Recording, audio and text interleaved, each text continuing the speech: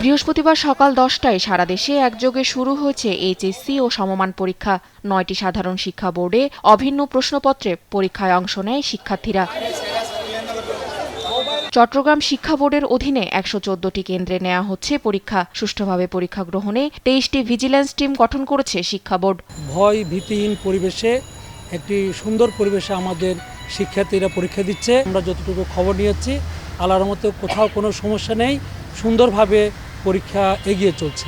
গেল বছরের তুলনায় সিলেট শিক্ষা বোর্ডে এবার বেড়েছে পরীক্ষার্থীর সংখ্যা। দিনাজপুর বোর্ডে ছাত্রছাত্রীদের সংখ্যা বেশি। পূর্বে যেটা দেখছি এটা ভালোই দেখতেছি। আলহামদুলিল্লাহ, আল্লাহ যদি সুস্থভাবে দেওয়াইতে পারে রেজাল্ট ভালো হবে। তুলনামূলক পরীক্ষার্থীর সংখ্যা কম বরিশাল শিক্ষা বোর্ডে, তবে সুষ্ঠু পরিবেশে পরীক্ষা দিতে পেরে খুশি পরীক্ষার্থীরা।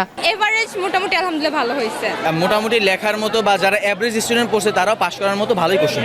আমার কাছে এমসিকিউটা একটু কঠিন মনে হয়েছে, হয়তো আরেকটু পড়লে আরেকটু ভালো দাগাইতে পারতাম। ময়মনসিংহ, কুমিল্লা ও রাজশাহী বোর্ডে প্রশ্ন ফাঁস ও নকলমুক্ত সুষ্ঠু পরীক্ষার আয়োজনে সন্তুষ্টি প্রকাশ করেছে শিক্ষার্থী ও অভিভাবকরা। তাই একটা ভালো রেজাল্ট করবে এটা তো প্রত্যাশা করি। বাচ্চাদের প্রস্তুতিও ভালো, দেখা যাক আল্লাহ পাক বাগে কি রাখছে, আশা করি সুষ্ঠু পরীক্ষা হোক, সেটাই নকলমুক্ত পরিবেশ এবং ছাত্ররা যেন সুন্দরভাবে পরীক্ষা দিতে পারে, ভিতরে যাতে কোনো রকম সমস্যা না হয়। তাসফিয়া ইসলাম, নিউজ ডেস্ক, দেশ টিভি।